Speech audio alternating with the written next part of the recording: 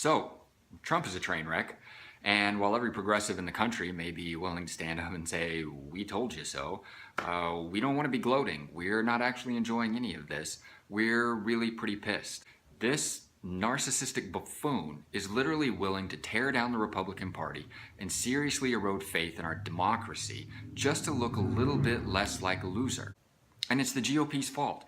Trump may be a tumor on the lung of the Republican Party right now, but he showed up because the Republican Party has been chain-smoking unfiltered nonsense for 3 decades. This idiot feeds off a base of delusional, misinformed fools who never met a conspiracy theory they didn't like and regard any information that belies their chosen delusion as anathema, even provable empirical facts. I'm talking about conspiracy theories and misinformation and obvious lies that the Republican leadership not only willfully chose not to disabuse their base of, but actually propagated and fueled and validated. All the impossible promises of absolutism and non-compromise the leadership sold their base. The unsubstantiated accusations used to vilify the left.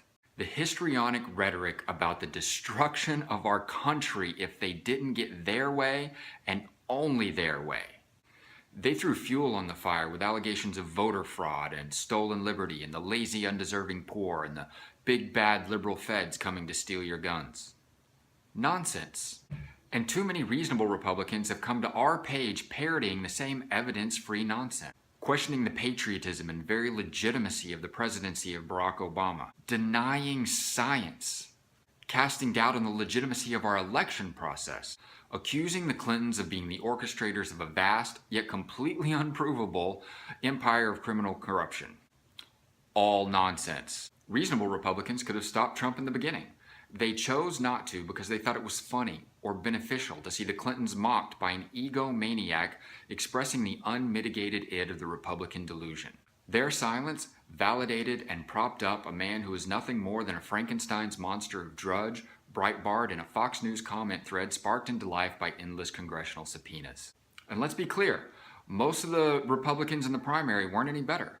You think Ted Cruz is less deranged? He's a little smoother on the delivery, but he's still taking advantage of the hate and fear and anger that the GOP allowed to grow unchecked. The GOP fueled and took advantage of their voters' paranoia and discontent until it wrecked their primary and then said, "Go ahead and vote Trump anyway." That was a bad idea, it turns out, and now a lot of them want to back away from it. Well, sorry, but Trump is going to be a big, bloated orange albatross around the neck of the Republican Party for a long time, because even after the election, you're going to end up with a substantial percentage of the GOP base still believing the nonsense. Good luck, Paul Ryan, because the Sean Hannitys and the Rush Limbaughs and the Alex Joneses and the Tommy Laurens are the ones actually controlling the Republican Party now. And progressives don't think it's funny. We're pissed.